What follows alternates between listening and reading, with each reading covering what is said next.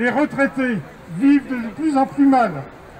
Ils subissent une dégradation importante de leur pouvoir d'achat et de leur niveau de pension, et leur niveau de pension ne cesse de se détériorer. L'évolution du coût de la vie entraîne une explosion de la pauvreté intergénérationnelle, et notamment au niveau des retraités et des personnes âgées. De nombreux retraités ont des pensions mensuelles égales ou inférieures à 1 000 € et sont contraints à des privations importantes pour boucler leur fin de mois. Toutes les études récentes montrent une dégradation rapide et dramatique des pensions et du niveau de vie des retraités. Entre 2013 et 2018, la pension moyenne a perdu 0,4% par an. Cette baisse s'accentuera avec l'arrivée en retraite des personnes ayant connu le chômage, le temps partiel, la faible augmentation des salaires. Au total, sur les années 2018, 2019 et 2020, c'est près de 2 mois de pension sacrifiés pour les retraités, avec l'augmentation de la CSG de 25% et diverses mesures fiscales décidées par les gouvernements successifs. Alors que l'indice des prix INSEE hors tabac a évolué de 12,93% et le SMIC de 20,05%, les pensions nettes n'ont évolué que de 6,26% du 1er janvier 2008 au 31 décembre 2019. La revalorisation de 0,4% au 1er janvier 2021 et l'échelle des retraites complémentaires constituent une véritable provocation. Ce n'est plus possible de vivre décemment dans de telles conditions. La CGT exige une revalorisation immédiate de 100 € comme une première étape avant les 300 € nécessaires à valoir sur la revalorisation des retraites et pensions calculées sur l'évolution du salaire moyen. Aucune pension ne devrait être inférieure au SMIC que revendique la CGT à 1 800 € brut par mois. Les retraités ont déjà payé un lourd tribut à l'épidémie du coronavirus. Ils n'ont pas à payer une nouvelle fois en subissant une revalorisation insuffisante de leur pension de retraite.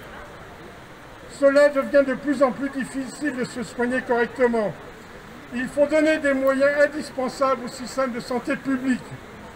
Plus de 30% de la population, de nombreux retraités, diffèrent ou annulent leurs soins faute de moyens financiers. Cela ne peut plus durer. La CGT exige la multiplication de médecins généralistes et de centres de santé publics dans tous les territoires, garantissant un accès aux soins avec l'application d'un tiers payant sans dépassement d'honoraires. La pandémie que nous vivons depuis 1 an a mis au grand jour le manque de moyens des hôpitaux publics.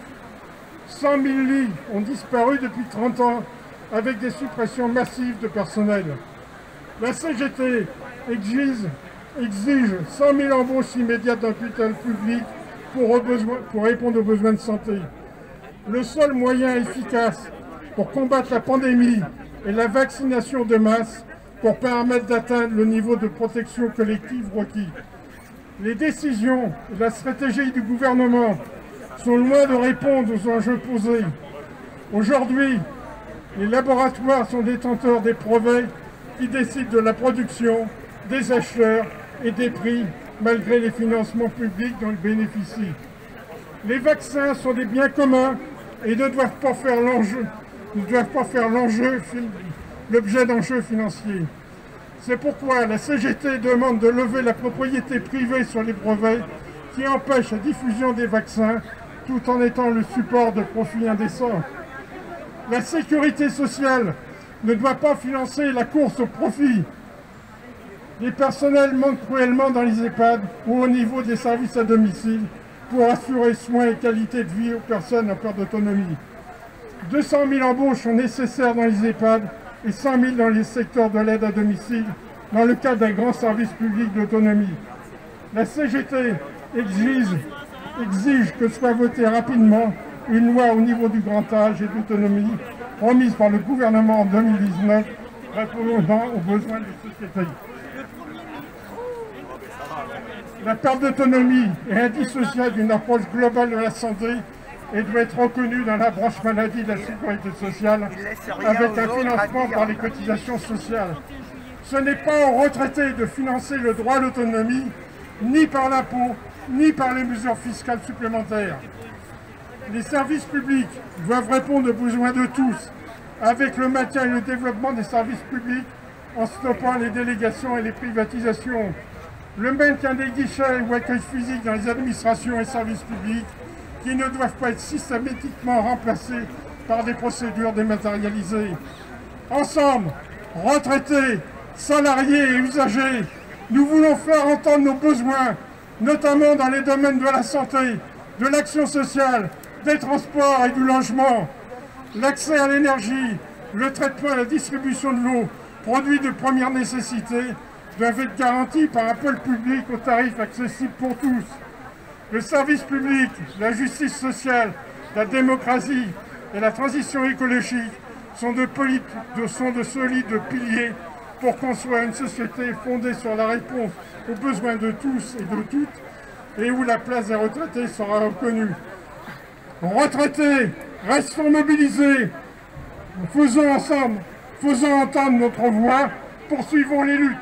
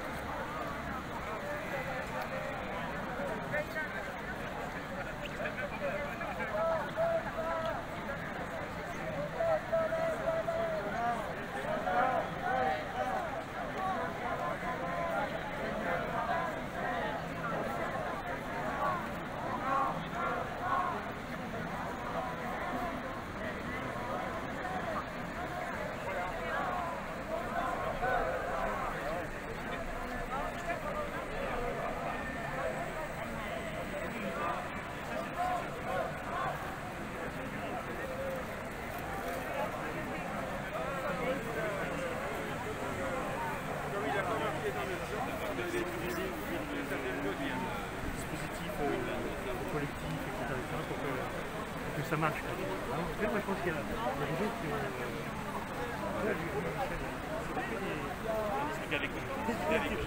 Assiégés ensemble des années.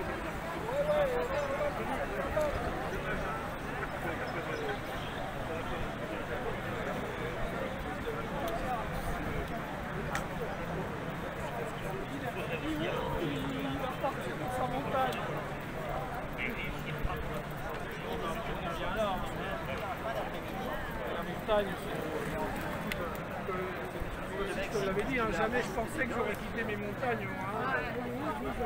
Il y en a des gens qui font ça.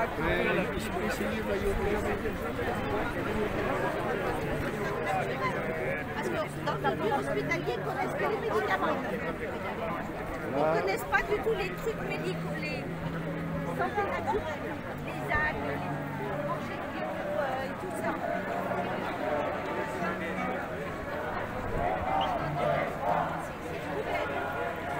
Déjà, il faut marcher, c'est plus.